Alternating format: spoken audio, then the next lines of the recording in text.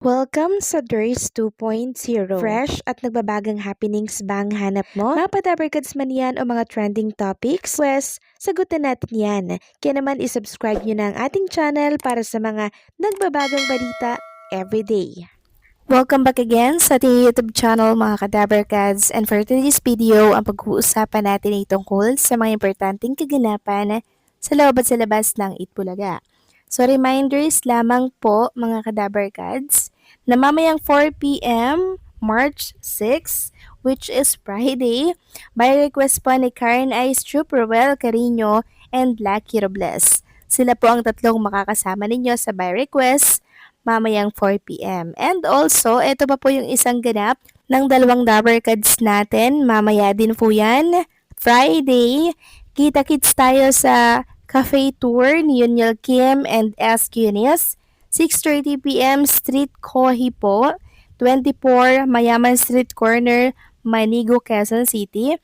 8 p.m. naman ang Verlians Cafe, 120 Maginhawa, Diliman, Quezon City. 9 p.m. AKPL Lunch and Cafe. And 10:30 p.m. naman sa Clowns Republic. Grabe, no? Ang dami po nilang pupuntahan mga kadabarkads, kaya sana suportahan natin sila. Samantalang sila kay Robles naman, meron din pong ganap mamaya po yan mga kadabarkads. Dito po yan sa The Library Comedy Bar Las Piñas. Kasama po ang Friday group. Sabi niya, "Good morning Dabarkads, kita-kits mamaya sa Library Comedy Bar." The Library Comedy Bar is located po at 279 Villapuerte Building, Alabang Zapote Road, Las Piñas City. So yan po mga kadabarkads, makakasama niya.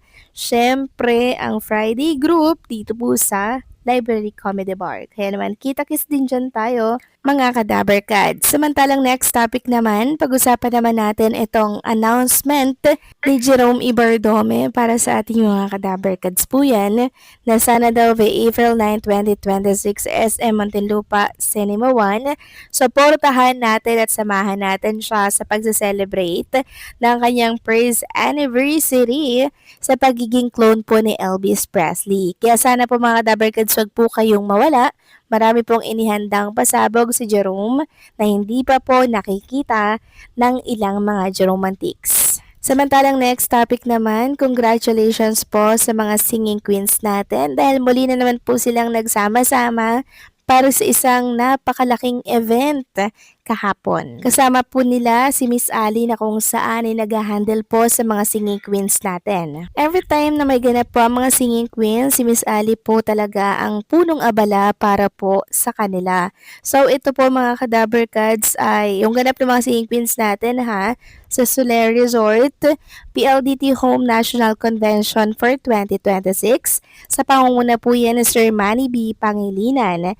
Sabi nga dito, Sir Manny Pangilinan, support for Filipinos in the Middle East. He also ordered PLDT and Smart Communications to provide free calls for Filipino in the Middle East so they can contact their families during the conflict. Warned that war in the Middle East could raise electricity and fuel prices in the Philippines, which may affect the economy and daily living costs. PLDT Home National Convention 2026, and nag-perform nga po dyan ng mga singing queens natin. Nakailangan na rin po sila dito mga kadabarkads, nagpasiklab talaga sila dito. Nakakatuwa lang na makitang magkasama-sama silang muli kahit na hindi natin sila nakikitang magkasamang nagpe-perform dito po sa entablado ng Itbulaga. Although nakakamiss din mga kadabarkads dahil sa mga ganitong event na lamang po natin nakikita at nakakasama mga singing queens natin. Dati kasi araw-araw, di ba nakikita natin sila sa Itbulaga. Pero pag may mga ganitong event na lamang na may kaugnayan po kay Mr. MVP sila, kinukuha. So nakakalungkot lang mga kadabarkads dahil hindi tayo sanay. Kami kasi, suportado namin ng mga singing queens, di ba? Merong ayaw sa kanila, merong gusto sa kanila. Pero syempre, mas masaya pag may mga singing queens, di ba? Kaya naman, medyo nakakapanibago sa ating mga Dabarkads. Kaya hopefully someday, ibalik po sila sa programang Itbulaga. Meron namang mga nagsasabi na sana daw mag-apply na lamang po mga singing queens sa Showtime or dito daw sa programa ni Mr. Willie Rebillame nang sa gano'n na hindi daw po natitenga ang mga SQ natin. So nakakontrata pa rin po at hawak pa rin ng TBJ Production ng mga singing queens natin, mga Kadaver Gods. Kaya hindi po sila ora-oradang pwedeng mag-apply sa ibang programa or sa ibang show. Kaya kung yung mapapansin, yung isa sa mga staff po or katiwala po ng TBJ Production, every time na may event ng mga singing queens natin, siya po yung nag-aasikaso, siya po yung punong abala. Ibig sabihin, hawak pa rin nila ang mga singing queens natin at waiting na lamang sa ilalagay or paglalagyan ng mga SQ natin dito po sa programang Itbulaga.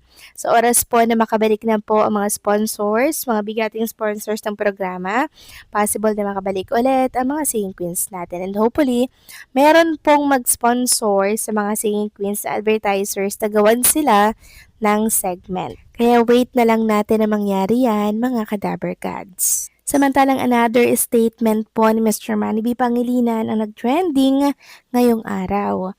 Sabi nga dito, I love how Manny B. Pangilinan speaks of success and quietly points back to his mother. Look at any successful man and you'll see his mother. Behind every achievement is a woman who prayed silently, who sacrificed without applause, who loved without asking for credit. Before the world saw the man, there was a man shaping character, teaching discipline, humility, faith. Success may wear a man's name, but its root often carry a mother's fingerprints. And when a man calls his mother his one true love, he reminds us of the truth that long before the world believed in him, someone already did, and that belief changed everything. So nakakatuwa lang mga Kadaver Gods na si Mr. Manny B. Pangilinan. Talagang tumatanaw po siya ng utang na loob and very proud din po siya sa kanyang nanay. Nanay na kung saan ay naghubog po sa kanya, nagpalaki po sa kanya dahil hindi naman siya magiging tao at successful ng kaganito kung wala pong magulang na humuhubog sa kanya para maging isang mabuting tao, maging isang matagumpay na Manny B. Pangilinan na nagmamayari po ng Meralco, Internet, and syempre ng TV5 at marami pong iba mga Kadaver Gods sa pagmamayari ni Mr. Manny B. Pangilinan. At sa successful naman na yan na Mr. Manny B. Pangilinan, makikita natin ang isang mother na proud sa kanya dahil very successful ang kanyang anak. Kaya kung inyong mapapansin mga Kadaver Gods, ang mga anak na umaasenso sa buhay, yung talagang mga mapagmahal sa kanilang mga magulang. Yun po yung talagang pinagpapala mga Kadaver Gods. Kaya nga sabi, hanggat buhay pa ang inyong mga magulang at malakas pa ito, iparamdam natin ang pagmamahal at kalinga para sa kanila.